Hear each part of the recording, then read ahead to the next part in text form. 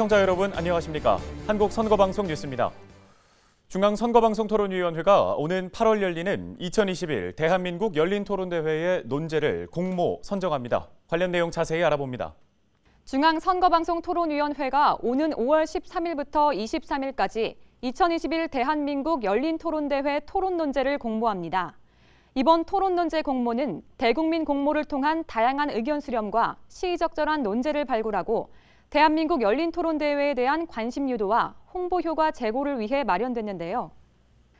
2021 대한민국 열린토론대회 토론 논제 공모는 5월 13일부터 23일까지 대한민국 국민이라면 누구나 참여할 수 있으며 청춘들의 관심사를 반영한 정치사회 전반에 대하여 자유롭게 제안할 수 있습니다.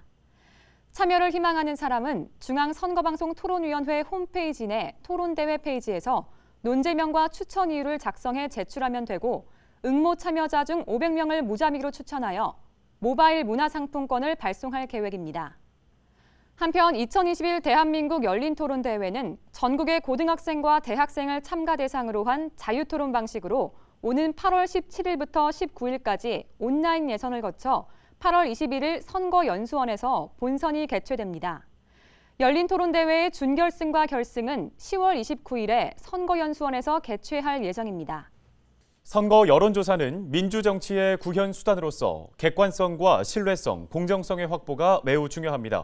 이에 중앙선거여론조사심의위원회는 현행 선거 여론조사 제도의 개선 방안 마련을 위한 논문을 공모하는데요. 자세한 내용 알아봅니다.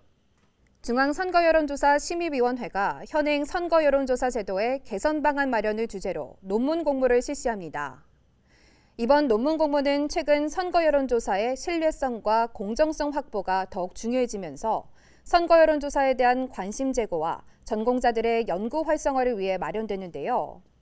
국내 대학 및 대학원에 재학 중인 학생이면 누구나 공모에 참여할 수 있으며 주제는 조사기법 연구, 공직선거법 및 선거여론조사 기준 제도 개선 방안, 선거여론조사 보도 개선 방안 등 현행 선거여론조사 제도의 개선 방안에 대해 응모자가 자유롭게 선정할 수 있습니다. 참가를 희망하는 대학생 및 대학원생은 5월 3일부터 7월 30일까지 참가 신청서와 재학증명서 등 재휴학 중임을 증명할 수 있는 서류, 투고 논문 원문 파일 등을 담당자 이메일로 제출하면 되는데요. 접수된 논문은 8월 31일까지 심사를 거쳐 9월에서 10월 중 수상작 3편을 선정합니다. 수상작 3편은 중앙선거여론조사 심의위원회 위원장 표창과 함께 최우수작 1편 100만 원, 우수작 2편 각 50만 원의 상금을 지급할 예정입니다. 중앙선거여론조사 심의위원회는 대학생들의 참신한 아이디어와 연구 결과를 통해 좋은 정책과 대안이 마련되길 기대한다고 전했습니다.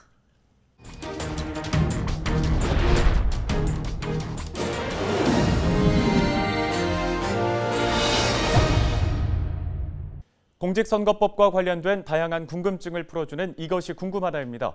오늘은 선거비용 보전에 대해서 이소민 리포터가 자세히 설명해드립니다. 오늘 이것이 궁금하다의 주제는 선거비용 보전입니다. 선거비용은 해당 선거에서 선거운동을 위하여 소요되는 금전, 물품, 채무, 그 밖의 모든 재산상의 가치가 있는 것으로 후보자가 되려는 사람이나 정당, 후보자가 부담하는 비용을 말합니다. 이 선거비용은 후보자가 당선되거나 일정 득표율 이상인 경우 등에는 공직선거법에 따라 국가가 보전하는데요.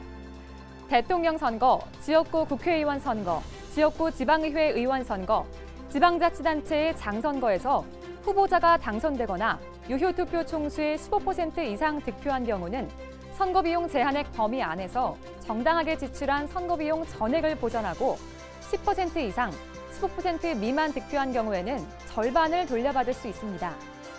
비례대표 국회의원 선거, 비례대표 지방의회 의원 선거는 후보자 명부에 올라있는 후보자 중 당선인이 한 명이라도 있는 경우 해당 정당이 지출한 선거비용의 전액을 돌려받을 수 있습니다. 선거비용 보전 청구는 정당 또는 후보자가 선거비용을 지출한 영수증, 계약서, 비용 청구서, 기타 증빙 서류를 첨부하여 선거일 후 10일까지 서면으로 관할 선거구 선거관리위원회에 청구하면 되는데요. 관할 선거구 선거관리위원회는 보전 청구 내역의 서면 심사와 현지 실사를 거쳐 보전 비용을 결정 지급합니다.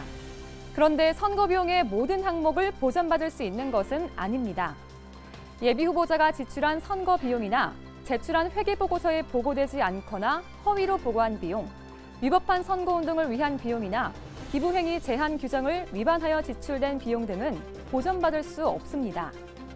선거 벽보와 선거 공보를 관할 구시군 선거관리위원회에 제출한 후 그 내용을 정정하거나 삭제하는 데 소요되는 비용, 법에 따라 제공하는 경우 외에 선거운동과 관련하여 지출된 수당, 실비, 그 밖의 비용, 정당한 사유 없이 지출을 증빙하는 적법한 영수증이나 증빙서류가 첨부되지 아니한 비용, 후보자가 자신의 차량, 장비, 물품 등을 사용하는 경우 등 실제로 지출하지 아니한 비용, 통상적인 거래 가격 또는 임차 가격과 비교하여 현저하게 비싸다고 인정되는 경우 그 초과하는 가액의 비용, 선거운동에 사용하지 아니한 차량, 장비, 물품 등의 임차, 구입, 제작 비용, 법에서 보전 대상으로 인정되는 후보자 부담 휴대전화 통화료 외에 휴대전화 통화료와 정보이용 요금 등도 보전하지 않습니다. 한편 선거비용 보전을 제한하는 경우도 있습니다. 선거사무소의 회계 책임자가 정당한 사유 없이 회계보고서를 제출 마감일까지 제출하지 않은 경우 선거비용을 보전하지 않고 후보자, 예비후보자, 선거사무장, 선거사무소의 회계 책임자가 당해 선거와 관련하여 공직선거법 또는 정치자금법 제49조 선거비용 관련 위반 행위에 관한 벌칙에 규정된 죄를 지어 유죄 판결이 확정되거나 선거비용 제한액을 초과하여 지출한 경우에는 보전할 비용 중 위법 행위에 소요된 비용 또는 선거비용 제한액을 초과하여 지출한 비용의 2배에 해당하는 금액은 보전하지 않습니다. 만약 선거관리위원회가 정당이나 후보자에게 선거비용을 보전한 후라도 법에 따라 보전하지 않을 사유가 발견됐을 때는 해당 정당 또는 후보자에게 그 사실을 통지하고 단환을 명령할 수 있습니다. 지금까지 이것이 궁금하다였습니다.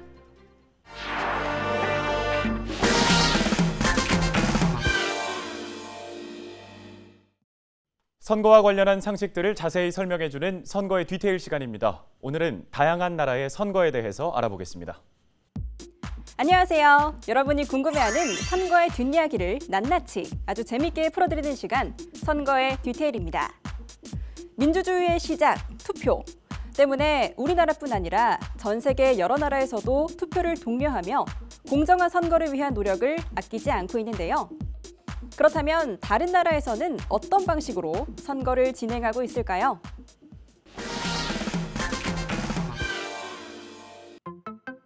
미국의 경우 선거인단이 대통령을 뽑는 간접 선거를 하고 있습니다.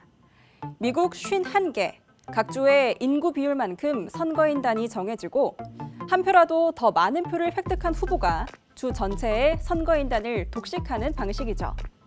때문에 전체 유권자 득표수에서 이기더라도 선거인단 투표에서 지는 바람에 대통령으로 선출되지 못하는 현상이 일어나기도 합니다. 프랑스는 우리나라와는 다른 독특한 방식을 도입하고 있는데요. 각 후보의 이름이 인쇄된 투표용지 중 마음에 드는 후보를 선택해 투명한 투표함에 넣는 방식으로 진행되고 있습니다. 다소 낯설긴 하지만 무효표 방지에는 효과적이겠죠? 독특한 투표용지는 이집트에서도 볼 수 있습니다. 바로 후보자들의 사진이 인쇄된 투표용지인데요. 이는 글자를 모르는 사람들을 위한 배려라고 하네요. 여기서 잠깐! 그렇다면 민주주의 국가 중 투표율이 가장 높은 나라는 어디일까요? 정답은 캥거루의 나라 호주입니다. 그 이유는 바로 의무투표제 때문인데요. 호주의 경우 18세 이상 시민은 반드시 투표에 참여해야 하며 이를 어길 시 $20의 벌금이 부과된다고 합니다. 덕분에 평균 90% 이상의 투표율을 유지하고 있다고 하네요. 이러한 의무투표제는 아르헨티나, 벨기에, 볼리비아 등 약 32개국에서 시행되고 있는데요.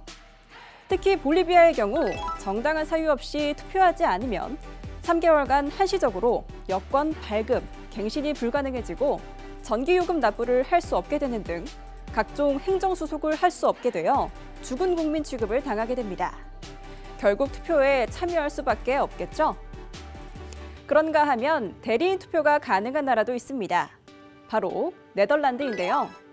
네덜란드의 경우 유권자가 서명을 하면 가족, 친지, 친구 등에게 투표권을 위임할 수 있고 최대 2명까지 위임을 받을 수 있어서 한 사람이 최대 3표까지 투표가 가능하다고 하네요.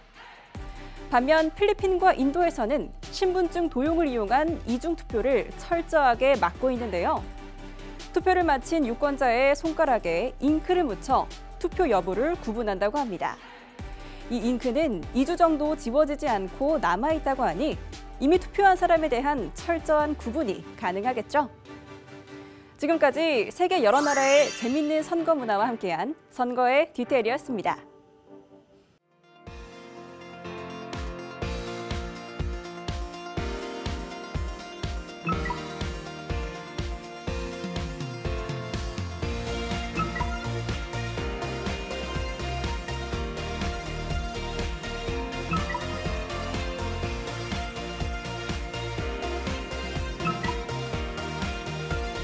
Three, two, one.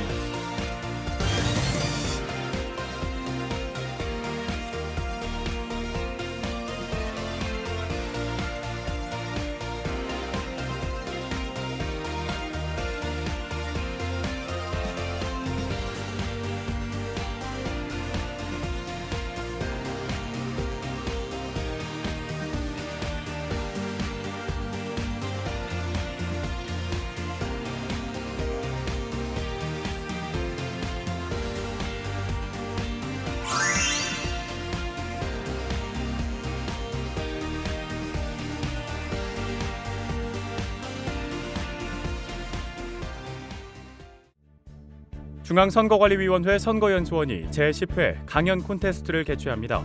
청소년부와 일반부로 나뉘어 예선, 본선, 결선으로 진행되는 강연 콘테스트는 대한민국 국민이라면 누구나 참여할 수 있는데요.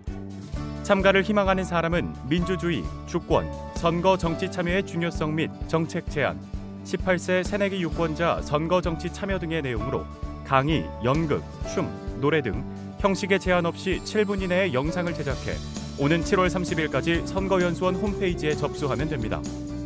중앙선거관리위원회 선거연수원이 민주주의 발전에 기여하는 정치, 사회 지도자 양성 과정인 제14기 민주시민 정치 아카데미를 운영합니다. 민주시민 정치 아카데미는 선거 정치의 필수 과정과 경제, 사회, 교육, 과학, 역사, 인문 등의 교양 과정으로 진행되는데요. 제14기 민주시민 정치 아카데미에 참여하고 싶은 사람은 6월 30일까지 선거연수원 홈페이지에 신청하면 됩니다. 오늘 한국선거방송 뉴스는 여기까지입니다. 시청해주신 여러분 고맙습니다.